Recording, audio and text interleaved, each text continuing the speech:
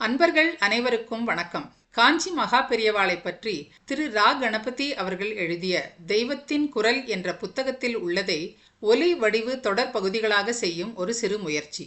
ஏன் இந்த முயற்சி? என்னுடைய எண்ணங்களை உங்களுடன் பகிர்ந்து கொண்டு உங்கள் அனைவரின் ஆசிகளுடன் இந்த அரும் பணியை துவக்க உள்ளேன். எனது பள்ளி பருவத்தின் பொழுது சென்னையில் விவேகானந்தா வானொலி சிறுவர் சங்கம் ஒன்றில் நான் உறுப்பினராய் இருந்தேன். சிறுவர் சங்கத்தின் மூலமாக ஒருமுறை காஞ்சி மகா பெரியவர்களை சேவிக்கும் சந்தர்ப்பம் கிடைத்தது. பெரியவா எங்களுக்கெல்லாம் வாழைப்பழம் கொடுத்து தன் திருக்கரத்தை உயர்த்தி ஆசீர்வாதம் செய்தார். ஏதோ ஒரு உள் உணர்வு இருந்ததே தவிர அன்று அதன் அருமை புரியவில்லை. அது நடந்து ஒரு 50 வருடங்களுக்கு மேல் ஆகிவிட்டது. பிறகு அவரை பல தடவை சேவித்து இருக்கிறேன். அவரது பக்தர்களில் நானும் ஒருத்தி என்பது போல, அவ்வளவுதான். சுமார் 6-7 மாதங்களுக்கு மேலாக ஏதோ ஒரு உந்துதல், அவரை பற்றிய நினைவு அடிக்கடி வரும். இப்படி இருக்க ஒரு முறை தெய்வத்தின் குரல் புத்தகத்தை படித்து கொண்டிருந்த பொழுது இதை ஆடியோ புத்தக வடிவில் செய்தால் என்ன என்று ஒரு எண்ணம் வந்தது. ஏற்கனவே சிலர் செய்து வருகிறார்கள் என்பது தெரிந்து சும்மா இருந்து விட்டேன்.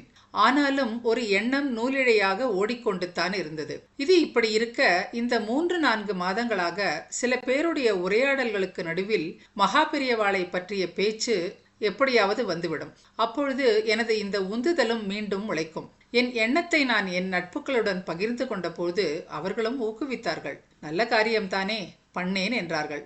ஒரு மாதத்திற்கு முன் நான் என் மகன் வீட்டில் நெதர்லாண்டில் இருந்த சமயம். இரவு முழுவதும் ஏனோ இதே யோசனை. தூக்கம் வரவில்லை.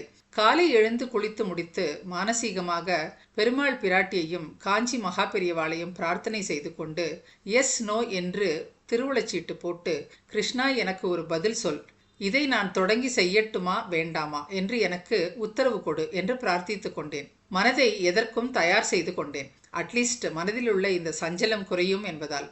எஸ் என்று உத்தரவு வந்ததும் மனசு சந்தோஷப்பட்டது. மானசீகமாக நன்றியை தெரிவித்துக் கொண்டேன். கூடவே ஒரு பெரிய பொறுப்பு கொடுக்கப்பட்டுள்ளது என்பதையும் உணர்ந்து கொண்டேன். தெய்வத்தின் குரல் முதல் பாகம் முதல் பகுதியே விநாயகர். எனக்கு என்று தொடங்க வேண்டும் என்றும் உத்தரவு கிடைத்துவிட்டது போல் உணர்ந்தேன்.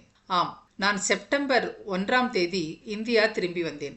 இன்று செப்டம்பர் தேதி 7. இன்று விநாயகர் சதுர்த்தி. மகா பெரியவாளின் ஆசியுடனும் அவருடைய அருள் உரைகளை நமக்கு புத்தக வடிவில் அளித்த மறைந்த திரு ரா கணபதி அவர்களுக்கு என் பணிவான வணக்கங்களுடனும், விக்னம் எதுவும் இல்லாமல் இந்த முயற்சியை செவ்வனே நடத்தி கொடுக்க விநாயக பெருமானின் திருவடிகளையும், என்னை எப்பொழுதும் வழிநடத்தி செல்லும் கீதாச்சாரியனான ஸ்ரீ கிருஷ்ண பரமாத்மாவின் திருவடி தாமரைகளையும் வணங்கி இந்த முயற்சியை துவங்குகிறேன். இது இன்றிலிருந்து ஒவ்வொரு வாரமும் செவ்வாய் சனிக்கிழமைகளில் கீழ்கண்ட என்னுடைய வலைத்தளத்தில் ஒலி வடிவ தொடர் பகுதியாக பதிவிடப்படும்.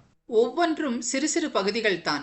அன்பர்கள் அனைவரும் தங்கள் இல்லங்களில் தெய்வத்தின் குரலாக மகா பெரியவாளின் அமுத மொழிகளை கேட்டு அனுபவித்து அடியேனையும் ஊக்குவிக்க பிரார்த்திக்கிறேன். வலைதளத்தில் உங்கள் எண்ணங்களை பதிவு செய்து என்னை ஊக்குவிக்கவும், குற்றங்களை திருத்தி பதிவை மெருகேற்றவும், உங்கள் சுற்றம் நட்புகளுடன் இதை பகிர்ந்து கொள்ளவும் வேண்டி கேட்டுக்கொள்கிறேன்.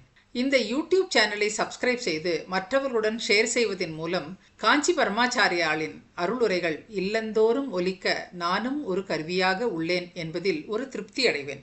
இது எனக்கு கொடுக்கப்பட்ட கைங்கரியமாகத்தான் நினைத்து தொடங்கியுள்ளேன். உங்கள் அங்கீகாரமும் ஊக்கமும் விமர்சனங்களும் இந்த பதிவுகளை மெருகேற்ற, பலர் கேட்டு அனுபவிக்க எனக்கு நிச்சயம் அவசியமாக உதவும். முதலில் ஆசிரியர் அறிமுகமாக இருக்கும் அன்பும் அருளும். குடும்பத்தில் ஏதாவது பிரச்சனைகள் எழுமானால் குடும்பத்தின் தலைவன் முயன்று அந்த குடும்பத்தில் நிம்மதி நிலவ செய்வதை பார்க்கிறோம்.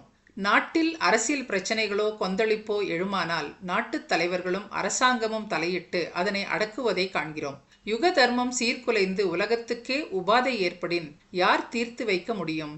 தெய்வத்தினால் மட்டுமே அது இயலும். தெய்வம்தான் மனித வடிவமெடுத்து நாயன்மாராகி உலகத் துன்பங்களை தீர்க்க முடியும்.